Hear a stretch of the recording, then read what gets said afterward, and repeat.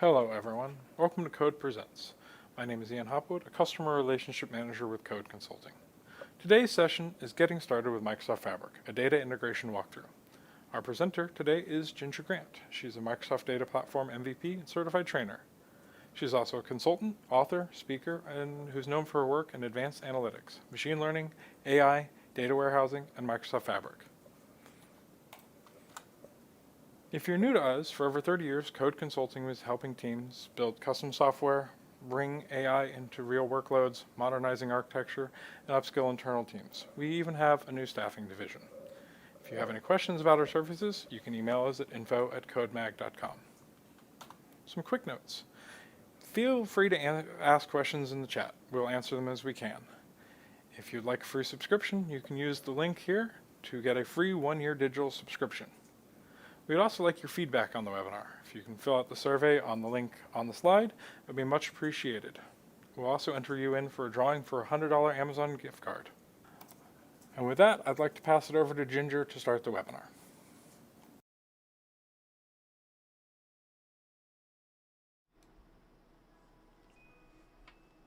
Hello, and welcome to this video broadcast for Code. And today we're going to be talking all about getting started with Microsoft Fabric.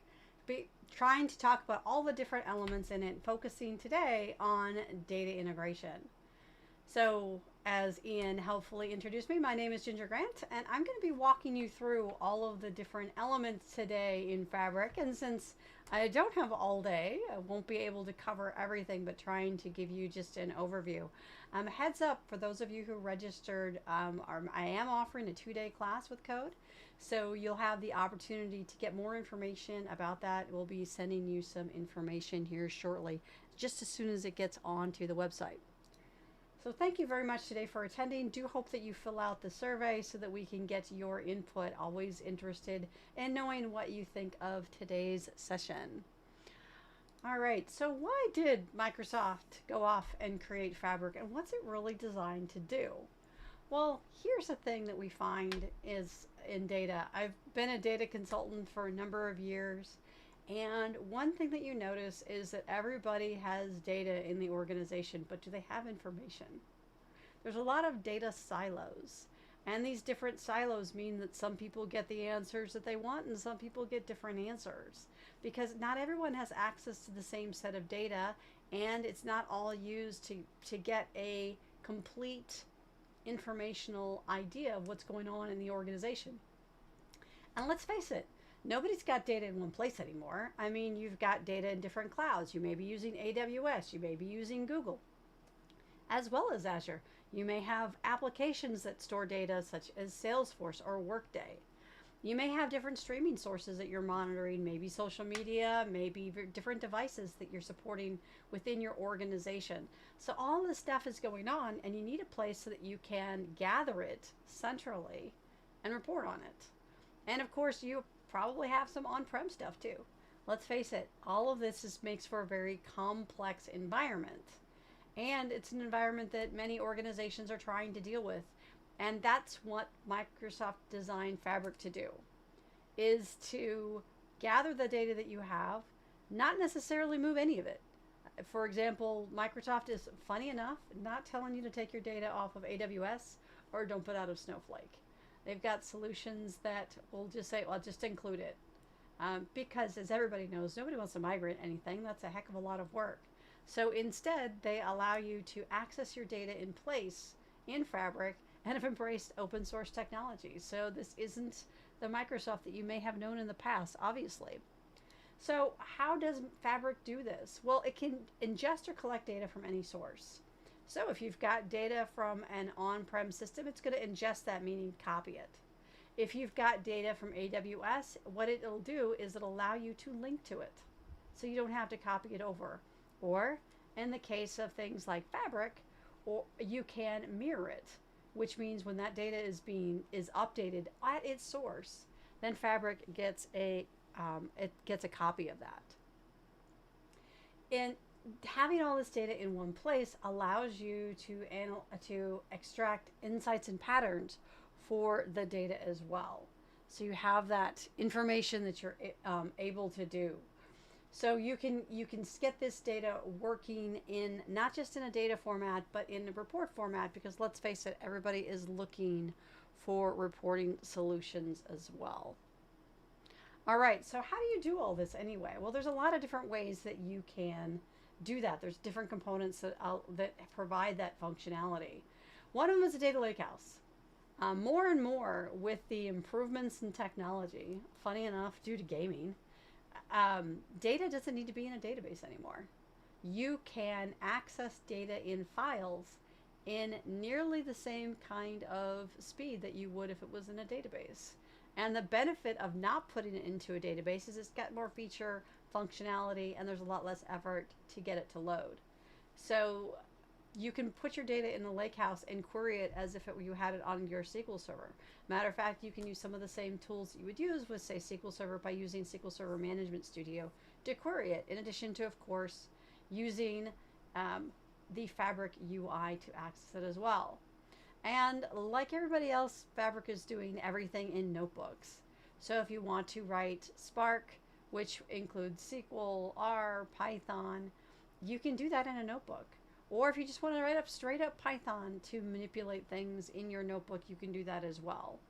You know, different kinds of Spark jobs are supported, as well as creating a data pipeline. Now, a data pipeline is your orchestration tool so that you can fire stuff off so that it will happen in near real time. You can import notebooks that you already have, so you don't have to use the UI. And of course, Fabric is completely compliant with VS Code, and using VS Code does mean that yes, you can use GitHub Copilot to help and assist in your code. Also, it's available in the UI. One of the things that Fabric provides is the ability to work in different workspaces, because let's face it, everyone's got their own favorite tool, and people don't like switching tools. They have tools they like and they want to use them, and Fabric does support that. They also have a lot of sample code. So if you are just trying to teach yourself how to do all this kind of work, you can do that with different kinds of samples. There's also the ability to try it out. Give yourself a 60-day trial. Now, the 60-day trial is not a limited trial in any stretch of the word. It is from a licensing perspective, I don't want to get too far into that, but it is qualified as an F64, which means that it has a lot of functionality. The only thing that it won't do is it won't do all of the Copilot features and functionality, because with Copilot, yes, Microsoft does want you to buy a license for that. But everything other than Copilot is enabled. So what kind of architecture is this allowing you to use? Well, the way that Fabric is bringing all of your data together is by creating a single data store where you have links to where your data happens to be. If your data happens to be, say, in Snowflake, link to it. If it is, of course, in any Azure store, link to it. Google, BigQuery, AWS, you can just link to it.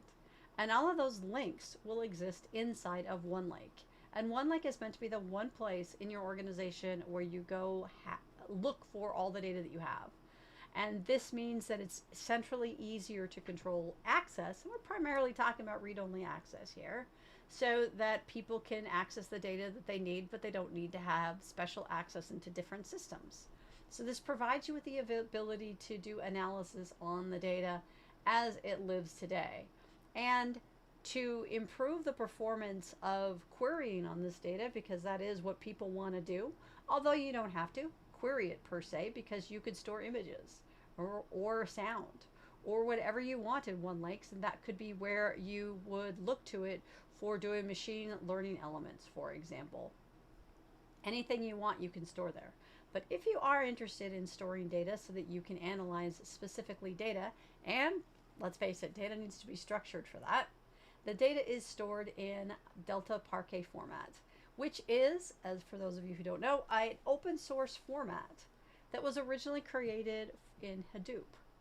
So it is using open source technologies, and Microsoft is fully embracing a lot of open source elements in the design of Fabric, which is great, because let's face it, people are tired of having to learn, new proprietary methods for doing different tasks, like transforming data. just use Spark. If you know how to use Spark because you've done it somewhere else, great. If you don't, there's a whole lot of places to learn Spark because it's open source technology. So Microsoft is really embracing open source and kind of going away from some proprietary stuff. Now, one of the things they do though is they work on improving things in that open source environment. And what that means is that you have then the ability to get improved performance on your different elements, but it still is completely open source compatible. But they do tinker on the margins, so you may notice that things are faster than they would be in straight up open source. So you can use the tools and languages that you know, like Spark and T-SQL, Transact SQL. It also includes a new language that was created specifically for streaming, because some of your data may be streamed. Microsoft fully wants to support the ability to query in real time streaming data and to have actions that occur to it. And of course, it includes Power BI. Fabric grew out of Power BI. Power BI is a great reporting tool, but like a lot of tools, it ends up being used for a lot of different things. And while its best uses for reporting, people do a lot of different kinds of data transformation. Personally, I had a client and they said, we really like Power BI and we're using it to transform all of our data, but we got a problem. We can't transform all of our data because it blows up after we put in more than 6 months worth. And it's because they just had so much data. And if you have a lot of data, you want a solution that will allow you to accommodate that, and Fabric will do that. There are technically no limits in the amount of data that you can store. This does involve giving Microsoft lots of money if you want to go, greater than a petabyte, but they're here to support you on it. And they do have some of the largest clients in the world using Fabric right now. I went to the Fabric conference that they held in Las Vegas on April 1st, and they mentioned that 97% of all of the Fortune 1000 companies use Fabric/Power BI in some capacity. So it's got a very wide adoption and is designed to handle very large amounts of data, which is great because why should you, with AI, nobody wants to get rid of any data anymore. Data can be valuable. You can use that data to create your own grounded LLM, and you can do that because it's stored centrally and it makes it easier to find and do those kinds of operations. So that's another thing you can do with data in OneLake. You can use it for other tools. You can use it for machine learning if you want to do that. It's just a central storage location. And again, how you store it, totally up to you. So there are a lot of different elements that are included within Fabric. And the most popular ones that you'll see on top of OneLake are the data elements. Now, the other thing is that Microsoft did when they incorporated Fabric and looked at the architecture, they realized that everybody hates to be nickel and dime with Azure costs. Fabric also grew out of, in addition to Power BI, it grew out of another product called Synapse, which they do still support, but most of the feature and functionality has been added to Fabric, and they're not releasing any new updates to Synapse right now because they've included that functionality inside of Fabric instead. And one of the major differences between Synapse and Fabric is that there are a number of options that you could do in Synapse that would you'd be charged every minute that it was running, whether it was doing anything or not, which could lead to kind of wildly different bills from month to month with that going on. People don't like that. So one of the things that Microsoft did is they tried to be very accommodating with their pricing so that you just basically reserve pricing, and then if you need more, you can increase it or decrease it, but you can always have that reserve level available. What that means is that you don't have to worry about how much an individual element costs because it's not charged that way. It's just basically, are you using Fabric or not? And whatever you want to do in Fabric costs the same money. And so that's what they mean by, serverless compute and on top of OneLake. By default, in OneLake, you have a terabyte of storage to play with Fabric, and of course, you can add more, and it's relatively cheap to add more. A little bit, I think it's around $30 a month if you want to add another terabyte to your OneLake data store. There's a whole bunch of different things that you can do inside of it. And another thing that Microsoft is looking at is trying to make it easier for developers. So a lot of the tools that already exist, such as Azure Data Factory, that's included in side of Fabric as well. And that will handle all of your orchestration. And they've also added a new element for streaming called Data Activator. They can handle any and all streaming tasks that you have, and it incorporates items from Power Apps so that you can create agents that will automatically perform tasks when the data appears in a certain way. So you can create your own alerts and send out emails on alerts, create tickets, that sort of thing inside of Fabric as well. So it's really got a whole lot inside of it. Is there an upgrade plan of action from Great Plains and Crystal Reports to Fabric? Well, Crystal Reports is another product, so it's not something that Microsoft can directly do. One of the things about Crystal Reports is that functionality is included inside of Power BI reporting services. So that is the new SSRS. So if you're looking for the same kind of features and functionality that you had with Crystal Reports, which is I just want to have a whole lot of data in a tabular format, you can do that with Power BI now. So that is one thing that you can definitely do. Can you upload a CSV file from Fabric? Absolutely, and it is a piece of cake to do. If it is a small CSV file, you can just upload it. Basically, you click on the button that says upload and you're there. You have a lot of options for doing that, and get this. When you upload a well-formatted CSV, as in it's got column headers and that don't have any spaces or weird characters in them, then you can automatically just convert that into Delta Parquet, which is the storage that it uses for all of the querying tools. And you don't have to know anything about it. You just have to have well-formatted CSVs, and that's it. You're done. Right click and you're good to go, and you can query on it. Is Azure Data Factory different from Fabric Data Factory? The one major difference between Azure Data Factory and Data Factory inside of Fabric is there's one tool that they did not include inside of it because, well, frankly, it was hard, and they're hoping that people have done that already. And that tool is SSIS lift and shift. That is not included inside of the Fabric Data Factory, but other features and elements are.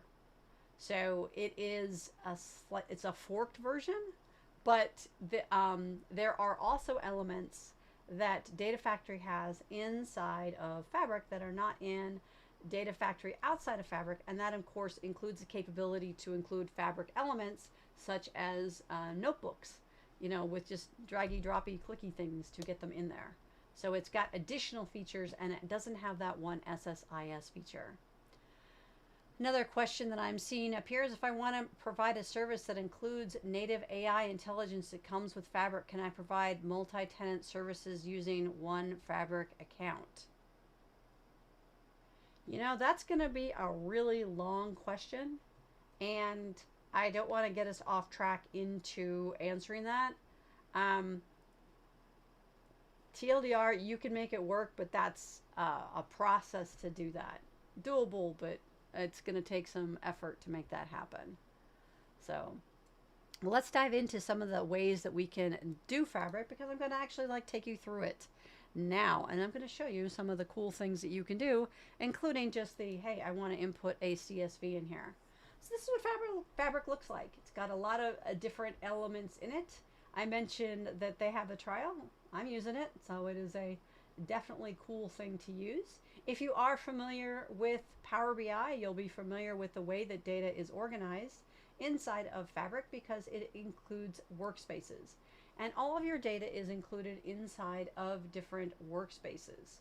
A workspace is think of it as a location where you access different type of data elements.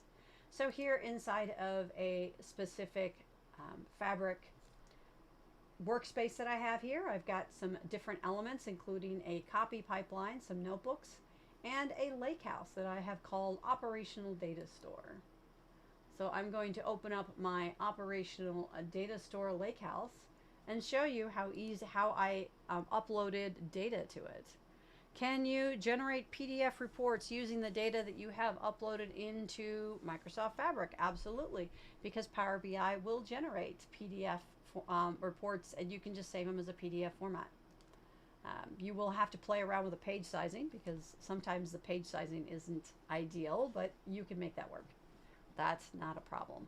And once your Power BI reports are in a PDF format, you can email them to whoever you like.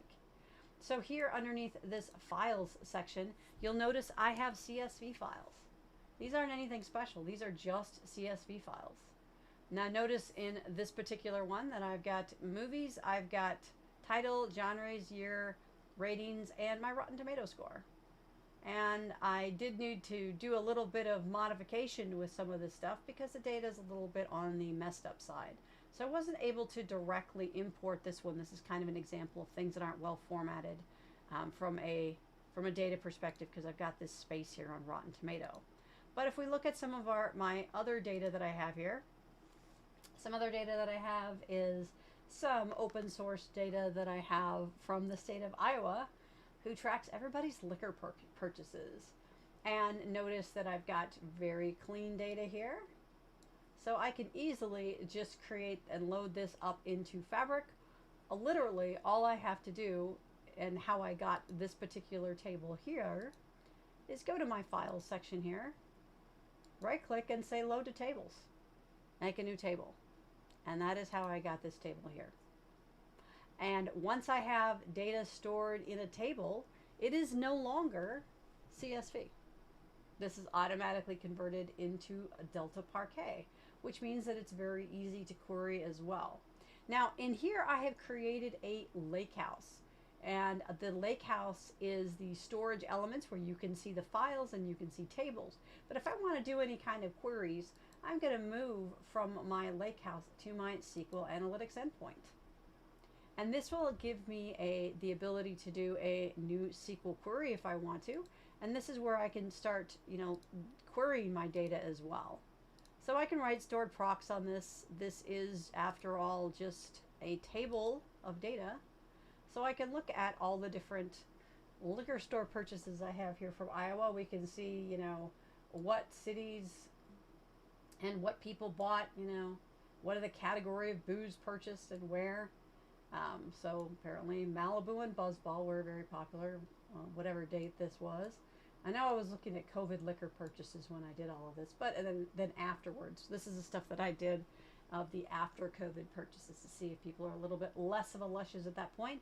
But I can write any T-SQL query that I want to in here almost.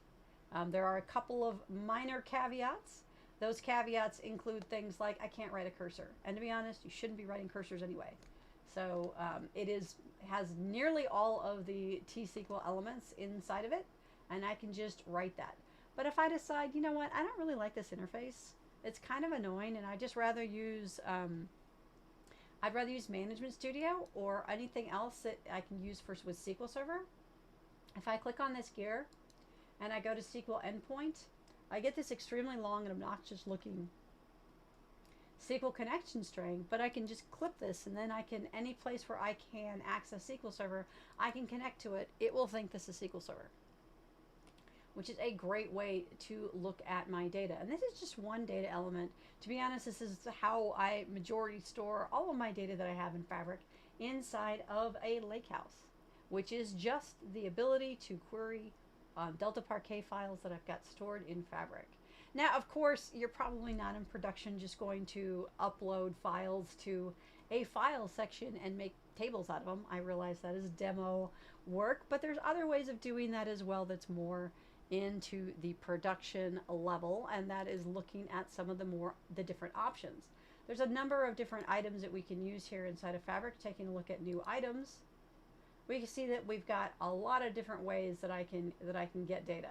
Copy jobs, data pipelines, data flow Gen 1, which is from Power BI, Gen 2, event streams, Cosmos DB, number of different ways that I can do that. So I see that what app fabric capabilities in terms of integration with the usual ETL, ESBs, and PIAS platforms. Well, Microsoft does not, Fabric doesn't integrate so much um, with other data tools outside of the Azure ecosystem. But if you have landed that data somewhere, you can go ahead and pick it up. Or if that data, so if the data exists inside of, say, Snowflake or Salesforce, you can pick it up from there. So I can't like directly integrate it with, say, Informatica, but Informatica can write data to a place that Fabric can read it. So that is how you can access to it. Can PowerPoint reports using the data you have uploaded in Fabric? Yes, you could absolutely do that. That is a feature that Microsoft has included as with part of Power BI for years, and they didn't take it away. So if you have a report in Power BI, you can directly save that as something that you would put in a PowerPoint deck, and you can query it inside of that PowerPoint deck. So you can do a number of different things with it. So in terms of real-time integration, you can connect Fabric to any real-time data source that you happen to have, be it Kafka or any kind of a stream that you've got going on, IoT Event Hub, and then it will then start reading that stream data that you have in your data stream inside of Fabric, and then you can query it in process. You can query it using different kinds of windows for time, because some data doesn't come in when you need it. Maybe you want to look at 5-minute intervals. Maybe you want to look at it every 30. Maybe you want to analyze it every 30 seconds. However you want to do that, Fabric can, of course, take a hold and accept that. Great bunch of questions that I'm getting in here live. But let's take a look at some ways that I can ingest data. So this is just a simple copy. Those of you who are familiar with data that with using Azure Data Factory would find this kind of common. And if not, you can look at how you can. There are a number of different wizards that are created that you can do to make this happen. And is it a best practice to transform data lake tables to something in Fabric, or do the model in Power BI? Great question. So here's the thing about Power BI. Love Power BI. I've been using Power BI since it was in Excel. I am all in on Power BI, not dogging it at all, but I know what its limitations are. And if I am doing a whole lot of data manipulation and modifications using Power Query, which is the tool that you do that with inside of Power BI, I've got some limits. It can't handle terabytes worth of data in a data transformational environment. It hangs up. The other thing that Power Query does is if it blows up in the middle, I don't know where it blew up. I can't tell. And that's kind of a problem. So for that reason, if you are trying to manipulate large amounts of data, that's one of the reasons that Microsoft went and created Fabric. It's because it can handle larger data elements, and it can do, because I've done data transformations inside of Power BI, and given the source of the data, I needed to bring in a lot of data, and I didn't need a whole lot of it. And so I'm chugging through and transforming all of this stuff. And really, if I had just done that in another tool, then what I give to Power BI makes the report perform better. So I highly recommend that if you have really complex transformational elements, yeah, do that in Fabric. Okay, take that out of Power BI. And the reason why is because if it blows up in the middle, got that. I can restart it. I can find out what's wrong. I can handle larger amounts of data. And I can use cool tools to do that with. So can you pull real-time API data into Fabric? Also, yes. Can it handle JSON data? Absolutely.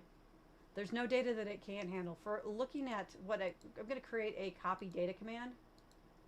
Now, granted, this is batch. There's just so much stuff I can't do everything today, but I am teaching a class that Code Magazine is going to be sending you more information, and we'll have 2 days, and I'm able to talk more about some of the stuff that I'm not going to get to, including things like streaming. But as terms of sources go, if I look at my different sources, I've got a lot of different sources that I can possibly use inside of here for my data sources. And if I just say more, I can take a look at the different sources that I have. So JSON, sure. Dataverse, sure. Oracle, yeah. I mean, you pretty much name it. Anything that you could possibly think of from a source perspective, you can pull in. SAP data, sure. ServiceNow data, yeah. Of course, I need, MySQL, Postgres, Teradata, whatever you got. And like I said, also you can shortcut data that you happen to have in another cloud. And then you don't even have to transform it. You can just link to it. What about direct query? So being a person who has used Power BI for all of its 10 years, I will say that Microsoft has, inside of Fabric, has resolved the direct query being so blank slow as it is. I have tried to implement direct query in a number of different clients. Nobody was really happy with it. And the reason why, it has to do with the underlying technology that direct query uses. Well, in Fabric, they fixed that. So you can use a new technology called Direct Lake, and that will allow you to process reports inside of Power BI at import speeds, but it is direct query. So when that source is updated, you get the data. And it's not ridiculously slow and doesn't do that thing that direct query does, where more people you have, the slower it gets because it's pushing queries back to the source. No, it doesn't do that.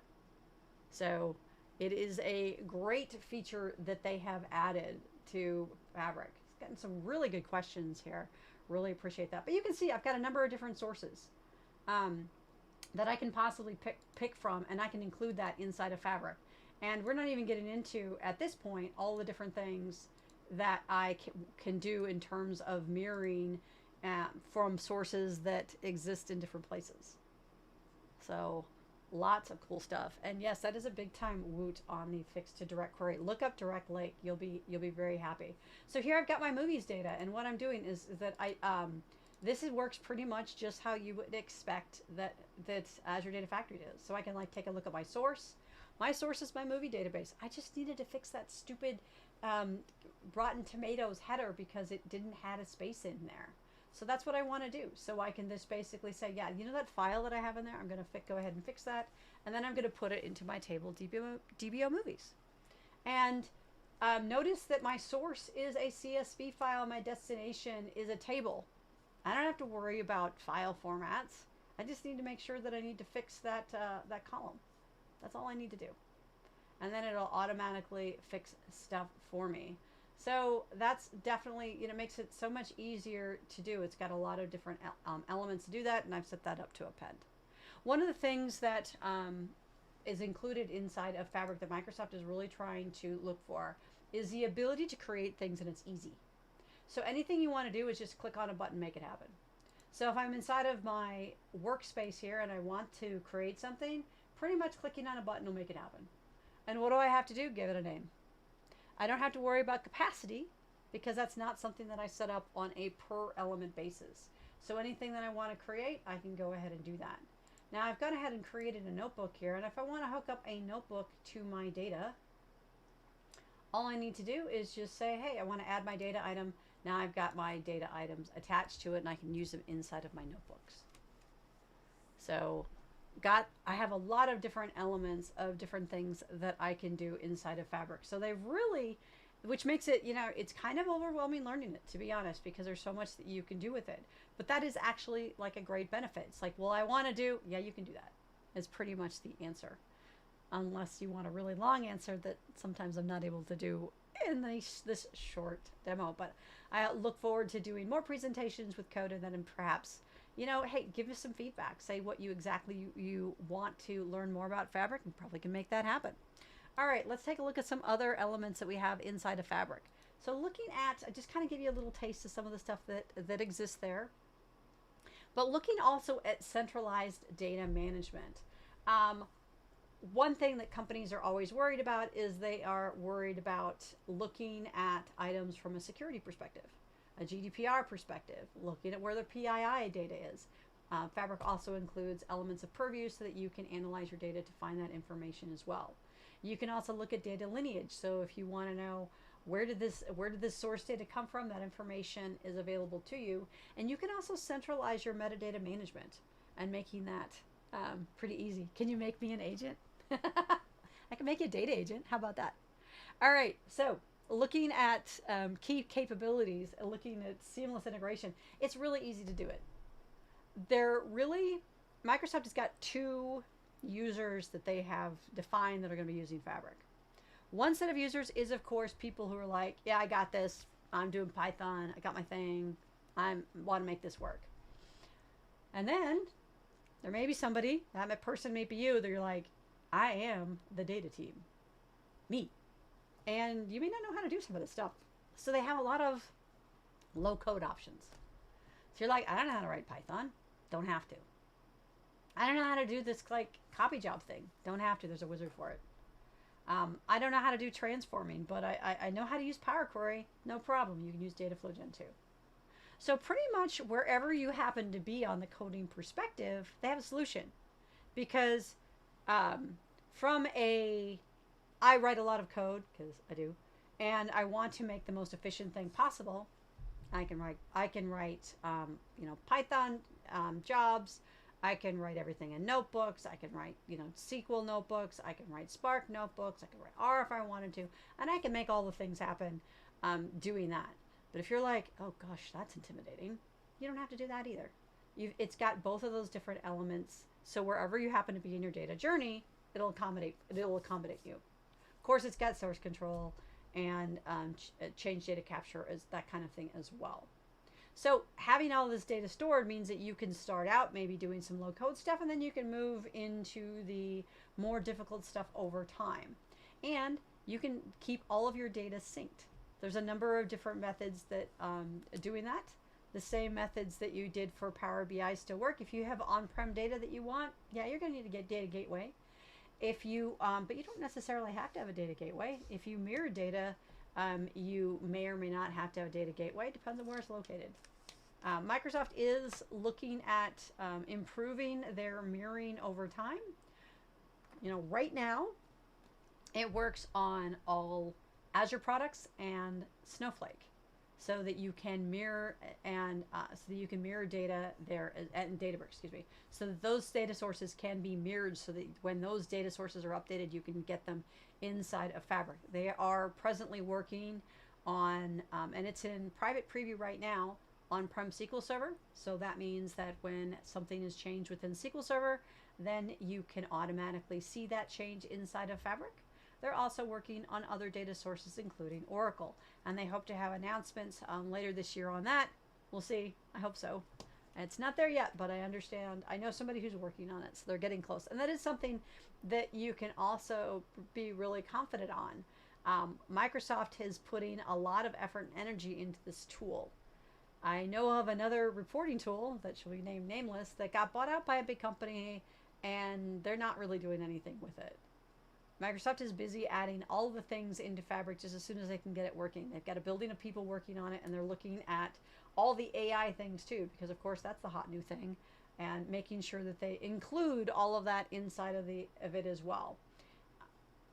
So looking at what are the key components with this, of course you can make dashboards and make them completely interactive because you got all the Power BI stuff in there. You can do lots of different elements for AI and machine learning. You can use Fabric as your machine learning source. So it can be the source of the raw data that you're using to create your own models. You can use it in generative LLMs as the source for all that data. It does make it easier if you don't have to play go fish for all the data when you're doing that kind of work.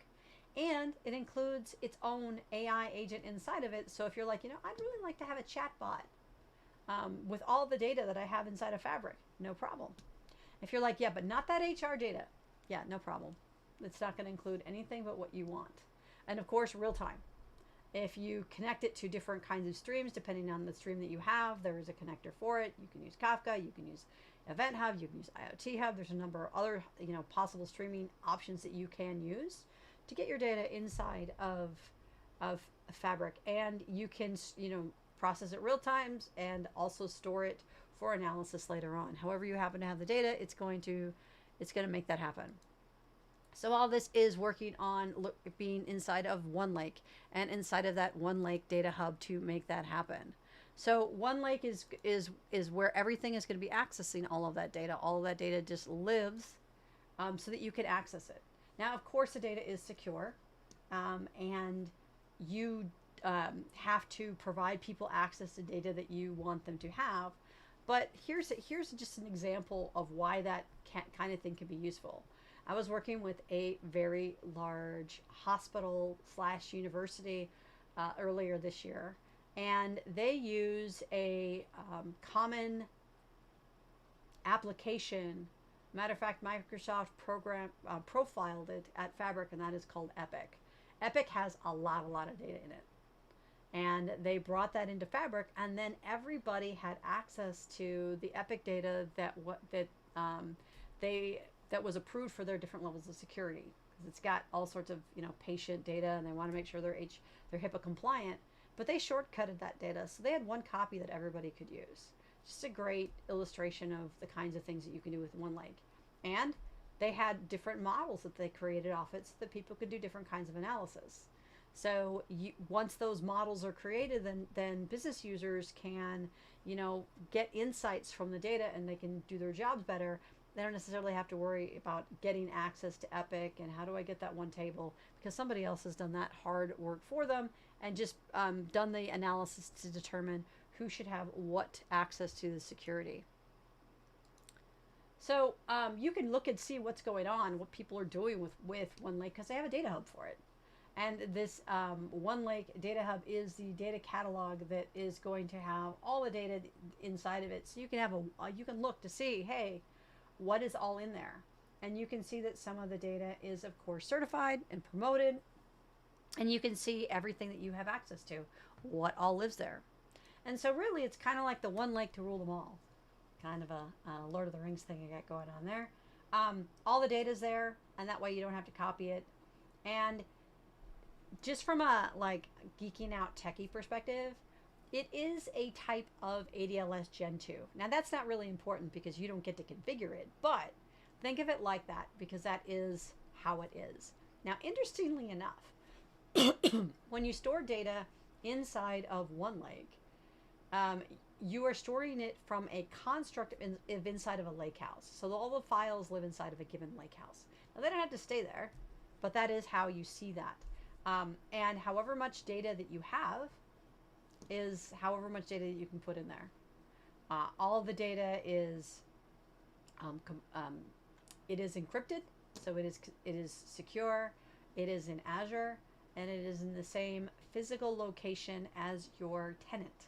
And that is important if you're looking. And the other thing too, this I didn't realize until I was working with a client. Let's say, case my client, that you have your data in Azure in East US 2, and your Fabric tenant is in Central US. They don't charge you an ingress charge. There's no charge for moving it from one Azure location to another one, which is kind of a neat feature that I did not realize until I was working with my client. So that's always a cool thing, to not be charged for things that they tend to charge you for. It's got a number of different parts too. Think of it as kind of like a logical container. Now, physically, that data can be stored somewhere else because those parts can include a shortcut. And a shortcut means your data is in Google BigQuery. But there is a shortcut to it, so as far as you know, or care, it's inside of a specific lakehouse. So that's how you access it. Now, you can take that data out of that link, and you can merge parts of it with some other data, do whatever you want to with it. But the raw data, that's where it is. So when the raw data gets updated, you got the updated, you got the link to it. And you can also choose to categorize your data in domains. So if you want to have different domains for different groups of users, you can do that too. Now, there's a number of different ways you can add data to OneLake. You can copy it. You can use Azure Data Factory Gen 2. You can use Dataflow Gen 2. Oops, I have a typo on that slide. That should be Dataflow Gen 2 as a new tool that does Power Query. So with Power Query in, that is what Dataflow Gen 2 is. So Dataflow Gen 2 will allow you to use M code to transform your data. And you said, yeah, but you just said that you don't recommend it. I don't. That doesn't mean you can't do it. And doing it for small jobs makes total sense. If you just want to fix up your data and you want to do it inside of Power Query, it's not a whole lot, great, do it. And you can do that with Dataflow Gen 2. You can use Spark notebooks, you can use pipelines, and you can use Azure Data Factory. There's an Azure Data Factory and there are pipelines. They added Azure Data Factory to make it easy to migrate from the existing elements. So those are two different elements inside of Power BI. So how do you locate it? Well, it's stored physically and logically, and it's using the security that you provide. And again, you can find things inside of that hub, and you can search for it if you can't find it. So there's a whole lot of the other things that Microsoft has added to it is they've tried to do real world business solutions. So they're like, okay, let's say you're doing retail. We got a solution for that because retail works like this. Healthcare works like this. And they have included those different templates inside of Fabric to kind of assist you if that's your industry and the things you might want to do. If you're like, yes, yes, yes, but we are different, you don't have to use them. It's just a guide trying to do everything that they can to help you bring your data in better. So looking at different things that they found working with other industries, you can incorporate them into yours, and you might find that to be a real performance improvement. So looking at what you can do with it, basically this is helping you break down silos, gain insights, and drive innovation, because you can use copilots with it. And of course, copiloting all the things is great. So in addition to looking at lakehouses, which is the one we primarily looked at, there's a whole bunch of different storage applications that you can use. There is also a data warehouse. Now, if you have used a data warehouse versus a lakehouse, you're like, oh wait, that's like way different, right? Not really. And I say that because inside of Fabric, there's not a lot of difference between the two of them. There is some. They both sit on top of Delta Parquet. They both allow you to write T-SQL. They just do it in a slightly different way. So Lakehouse is where the files come in, and a data warehouse is very SQL based. So if you come from a SQL Server, Transact SQL world, and you're like, you know what, I just want to do that. I want to create my tables. I just want to bring data in and do the SQL stuff with it. Data warehouse. And you can create tables. You can do write your procs and do all that inside of a data warehouse. In terms of how much data can a data warehouse handle versus a data lakehouse, they both can handle the same amount of data.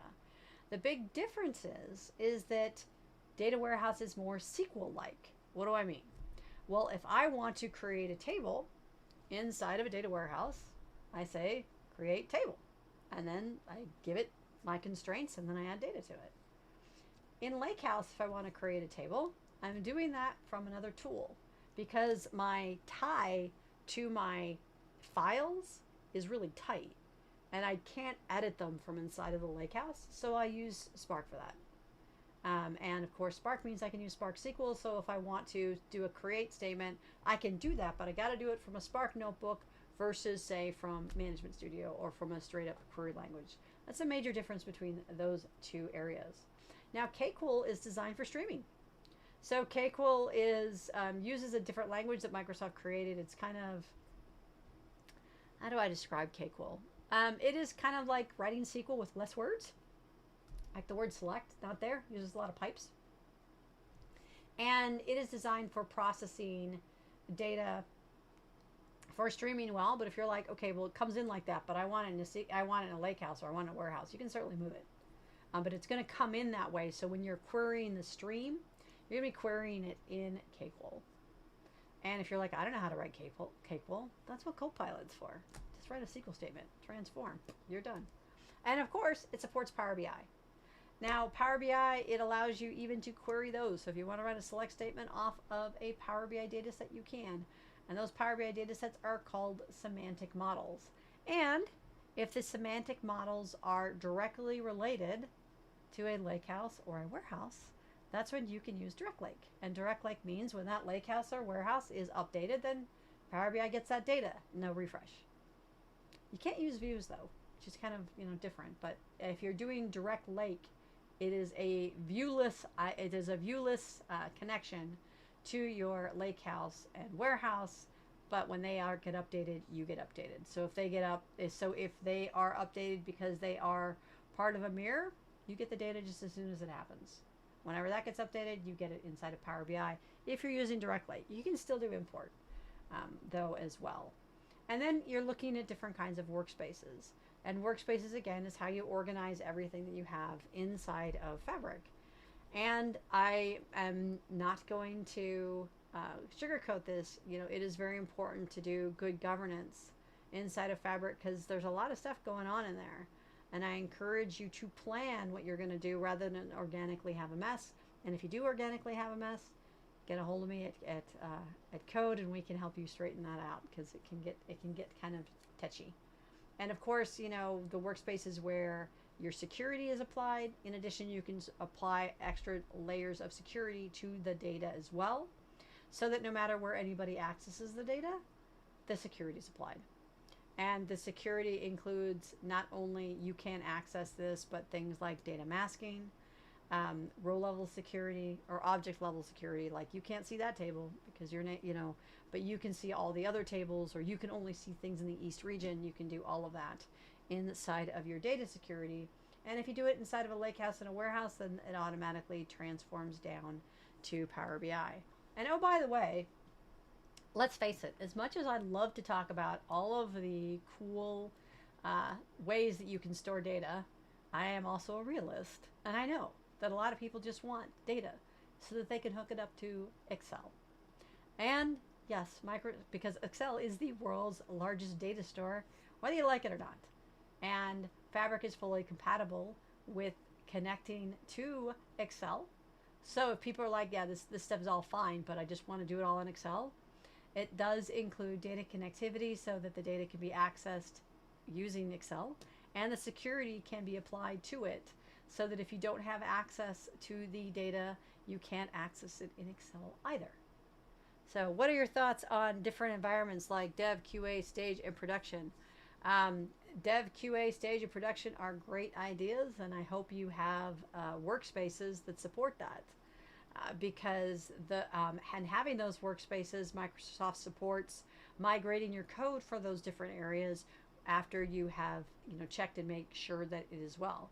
Yes, this does mean you end up with a lot of workspaces, but it is how the world works, unfortunately. And you don't need to do that necessarily.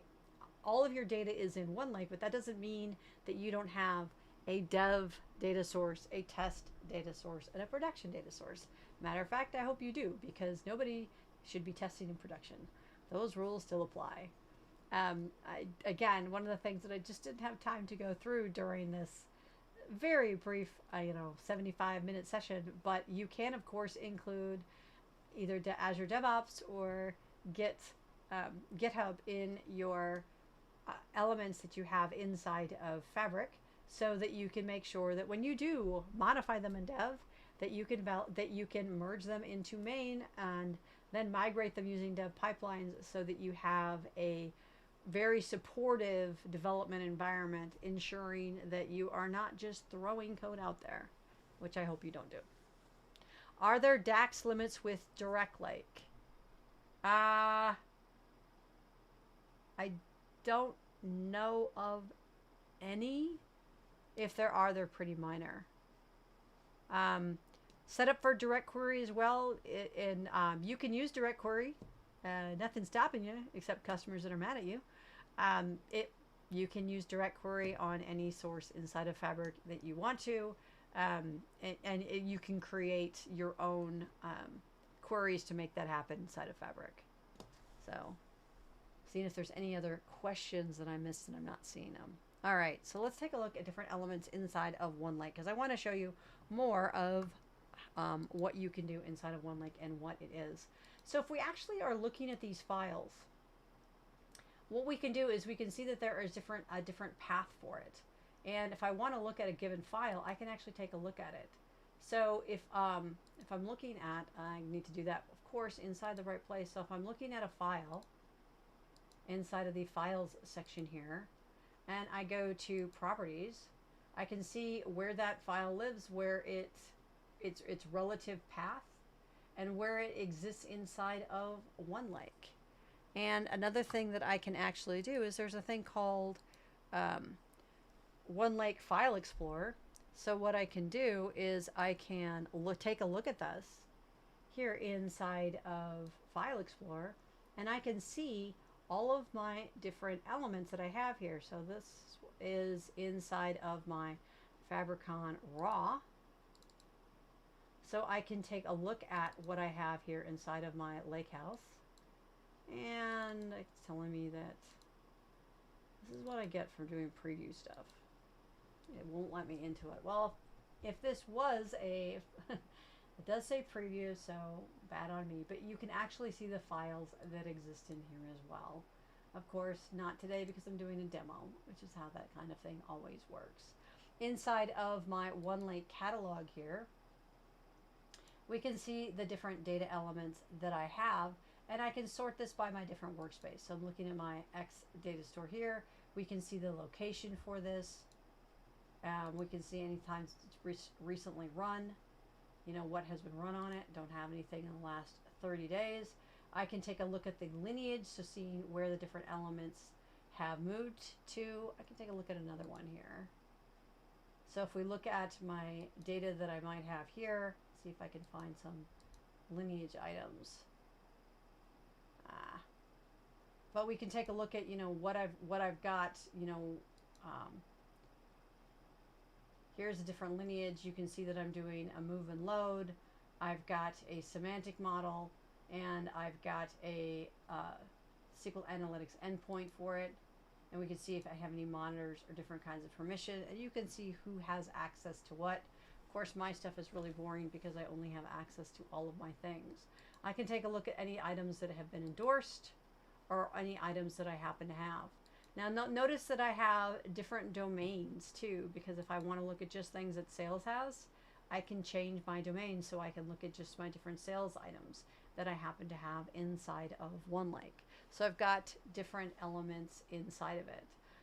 I also, if we take a look at the workspaces that I've got here, again, going to Fabricon Raw, we can see here in the workspace settings, the different ways that the different kinds of elements we had. Now I can see the different license that I have assigned to it. I do need to assign capacity to my different workspaces, and you can see here that I have my trial capacity, and yeah, I've got 9 days left on that. I can see if I have any Azure connections that are configured, system storage, and this just lets me know how much storage that my different data elements are using, whether or not I've got Git integration set up, and then OneLake. So I can have cache for shortcuts, and I can do different workspaces identity for that. Let's actually take a look at some shortcuts that I happen to have as well. So if I take a look at my Fabric workspace and look at my got my event house here where I've got my streaming data set up, but I think I have got a shortcut in here. Yes, I do. All right. So I have data all over the darn place, and including data that I happen to have inside of Azure. And my Azure data is located here, and I can tell that because I've got this little icon here that sort of looks like a paperclip next to it. So if we look at properties here, we can see that it shows up that it's in OneLake, but it is a shortcut type. And we can see that my shortcut is ADLS Gen 2, which is where this data is physically located. This is where the root drive is, and it is in other Fabric storage. So this is just shortcutting the storage that I have in Azure. So I'm not copying this, and this is a different. Here I've got a bunch of Parquet files that I happen to also have shortcutted. So I can take a look at this shortcut by clicking on Manage. And we can see the different properties. We can see that this is the name of my connection. We can see where the subpath is, where the files are, when it was modified. So these are informations that I have that are shortcuts. So I did not copy them. They already exist in Azure, and poof, you can just use that. I worked recently with a company, and we were doing Workday. And we were also using a third-party integrator called Fivetran, because let's just make things also confusing. And they dropped data to Azure ADLS Gen 2, and they would do that nightly, which makes integrating with them much, much easier. So we just shortcutted it. So the new data came in, we automatically had it, we used it inside of the information that we were providing. Now, are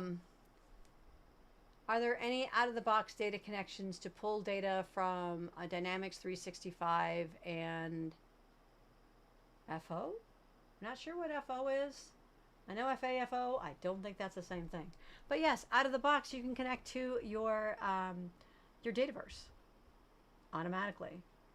So you can access all the data that you have within Dynamics using Dataverse. So all your Dataverse stuff is, of course, available to you, because naturally Microsoft is going to support their own products, right? And now one of the things that you also get when you create any kind of a data store, you will get a semantic model. So if I'm going here, I can see that I have this semantic model. And a semantic model is just the data that Power BI uses. So I can take a look at my semantic model, and I can look at the tables in it, and I can create a paginated report. So for the person who wanted to know, hey, can I do Crystal? Paginated reports are just like that. Or I can just look at creating a standard Power BI report. When you use shortcuts, are there any performance impact in OneLake? No, I've not seen any, which is kind of great. So if I wanted to, take a look at the different data elements that I have inside of my data, I can take a look at that inside of my, and this is inside of my semantic model. So I can, export that, or I can create a paginated report, or I can even just create a new Power BI report to do so. Because I've got my data here. So, and one thing also, for those of you who are who love the Mac and want to use Macs all the time, you'll know that Power BI does not support natively the desktop, Power BI desktop. You can't create Power BI. You can't use Power BI desktop on a Mac, but you can do nearly everything now inside of Fabric. So you don't need to use the desktop at all. If I want to create a report, I can just go ahead and say I want to pick a published semantic model. So I can pick my Acme sales data, and I'm just going to have it create a report for me.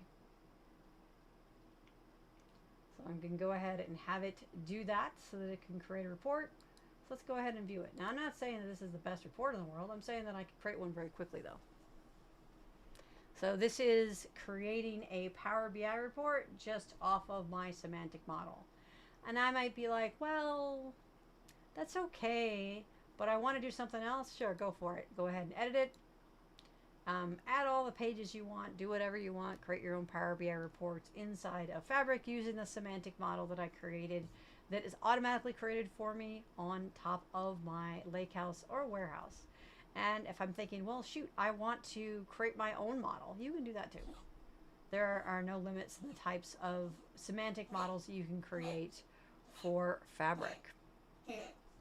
All right, so let's take a look at other kinds of analytic analysis that we can do. So, looking at analytic analysis, really, if you're doing that, you do need to make sure that you are in a star schema. Because, hey, Microsoft invented a tool, they didn't invent the world. And analytic analysis is best done if you have a star schema. And it provides you all the tools you do need to make that happen. You can join data from multiple locations. For more information about star schema, take a look at anything that Ralph Kimball has put out there. He has retired, so all of his stuff is available for free. There's tons of stuff about dimensional modeling, and that's what you need for a really good analytical environment that you can later use for Power BI or Excel or any other kind of analysis that you want to do. And what you do with that, you model your data into facts and dimensions. I know it sounds easy, but I've seen that screwed up 9 ways from Sunday. And that is how you're going to provide the people that work with your data the information that they need to do analysis. You're also going to need to write DAX. Spoiler alert, unfortunately, DAX is one of those things that Copilot does not do very well. I will say it's gotten a lot better, but it's something that you're going to want to provide so that you can provide summary information for your data. It's going to make it easier to create Power BI reports. All of that is still in play. And one thing about ingesting data inside of Fabric is it uses a lot of tools you already know. So if you know Power BI, great. If you don't, well, you should. It's a great reporting tool if you want to get into reporting tools. And if you're like, I don't want to, great, get Copilot to write it for you so that you can have it generate your reports for you, and just focus on making sure that your data is joined in a way that can provide people with the answers that they're looking for inside of it. If you're like, yeah, this like clicky draggy stuff is okay, but I really just want to write Spark, great. If you want to do notebooks, sure. If you want to do everything in SQL, fine. There aren't any limits on how you can choose to transform your data. One thing too, I will just say, speaking for myself, I've done some data for a while, which means I know a lot of tools that nobody gives a crap about. And what I would prefer is to focus my time on getting really good at tools that a lot of people use. So I really like using Spark Notebooks because that's a tool that's not going away, that I can get assistance for if I wanted to with any kind of Copilot or Stack Overflow if I want to go there. And it is ubiquitous and it can do anything. So you have options. So if you're like, well, that's great, but I don't want to do that, nothing's stopping you. Except for the little bitty fact that if you're doing like terabytes and terabytes of data, yeah, you're going to want to do either Spark or SQL because that's more data than a lot of the clicky draggy tools can do. But you have options. You have low code and you have high code options. So however you want to do it is supported. So you don't have to necessarily do those. So if we're talking specifically low code options, talking about the copy command. Now the copy command is the one that I just showed you. And while it is low code, I always use it. And the reason why is that Microsoft put a whole lot of engineers to the task of making sure that copy command very quickly brought in a ton of data. And it does that really, really well. I will not be able to replicate the multiprocessing speed that it is doing to copy data by myself because I don't have the ability to manipulate the resources that they did when they created copy. So you don't have to use it, but I don't think that you'll find that your code will be faster when it comes to migrating data in from a source that you're going to need a connection for. Azure Data Flow Gen 2, that is Power Query. I really like it. It doesn't handle large amounts of data, but it is very, very easy to use. And pipeline data flows, if you're familiar with those inside of Azure Data Factory and you like them, they work the same way. And again, they work, but not with a ton of data. But if that's not you, you're like, hey, I want to do more coding because I'm like a coding person. But do everything in Spark and notebooks. You can write Spark, you can do Spark, you can do Python, you can do SQL. Do all your data transformation and manipulation that way. However you want to do it is supported on how you can ingest the data using the tools that you find that you are the most comfortable with. There's no restrictions on you when it comes to how you can possibly make that work. So what else can you do inside of Fabric? Well, what about Power BI? Well, Power BI is an integral part. Microsoft knows that there are some people that will never do anything in Fabric. They're like, nope, we just want to do Power BI. To be honest, I'm also a bit lazy, so when I want to get into Fabric, I type powerbi.com because it resolves, and it's the fastest way to get into it, to be honest with you. And all of your Fabric data sources are designed to work directly with Power BI. And it has improved the performance and the features by specifically Direct Lake. And that will allow you to provide reports just as soon as the data is available inside of Fabric. And of course, because it's the latest and greatest cool thing and everybody's doing it, there is AI all over Fabric. Of course, that's Copilot. And there's lots of different methods for incorporating AI in Fabric. You can easily create a chatbot using the data contained in Fabric to ask questions of your data. And that is called a data skill. It is very easy data agent, they've renamed it 3 times. And it is a very easy way to create your own chatbot with your data. And oh, by the way, that is a low code option. You can create a chatbot on your data in about 20 minutes. It doesn't include everything. It only includes the elements that you want. And then you have the option of making it smarter by seeding it with questions that you think people are likely to ask. You can use Copilot to generate reports inside of Power BI. Of course, if you incorporate Copilot within the UI, there is live coding assistance available to help improve developer performance. So you can also, again, use the tools you love. I'm sure a lot of you out there really like VS Code. And if you're like, if I'm writing notebooks, I'm doing it in VS Code. There is, of course, full support for any and all, for using VS Code with Fabric. So you can connect to your Fabric UI, connect to your notebook, and you can use Copilot, so you can go back and forth.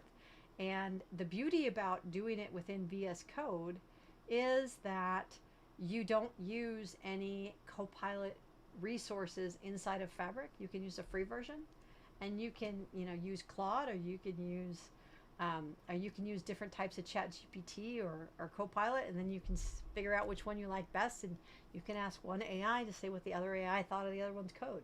A lot of fun.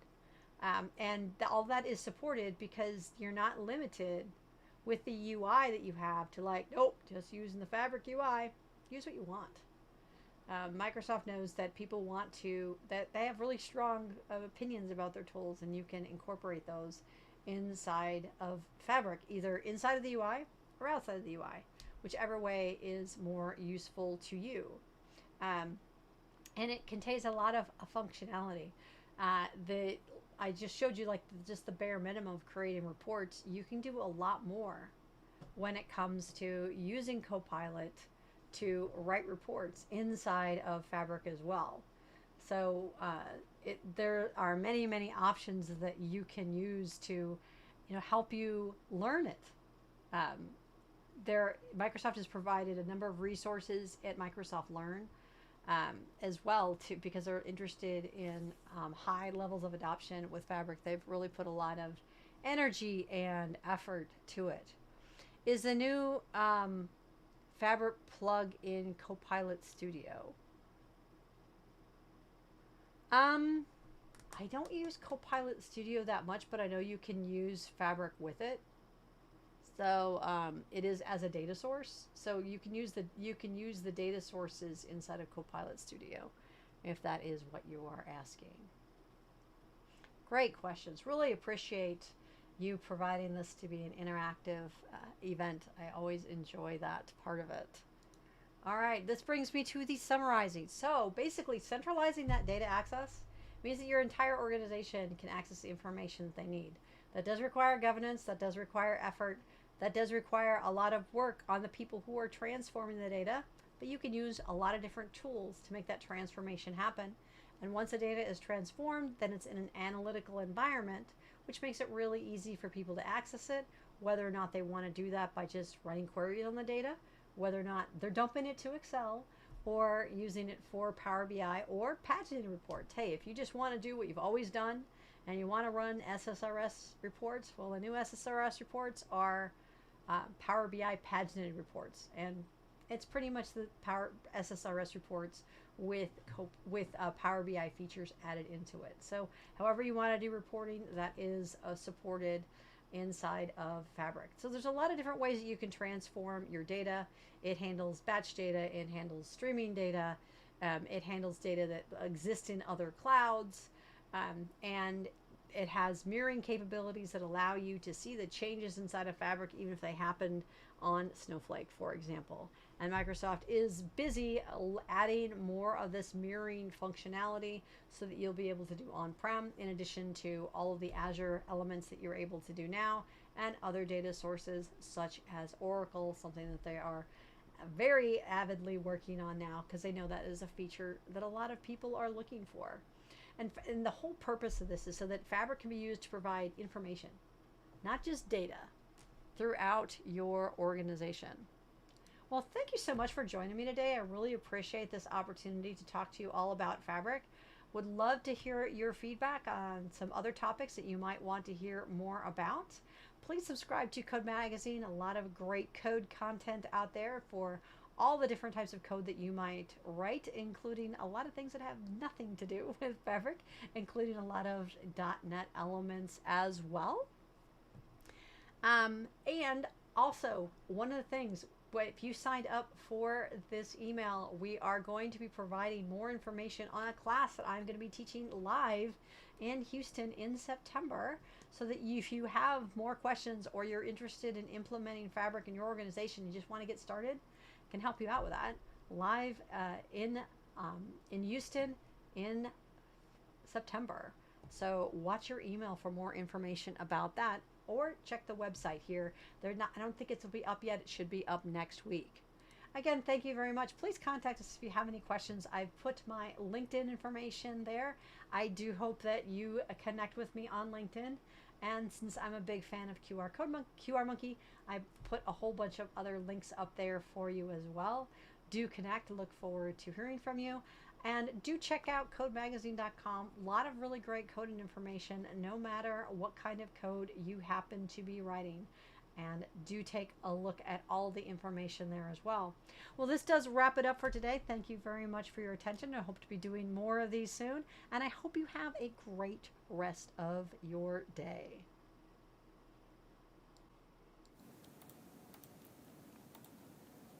Thanks, Ginger, for that awesome walkthrough.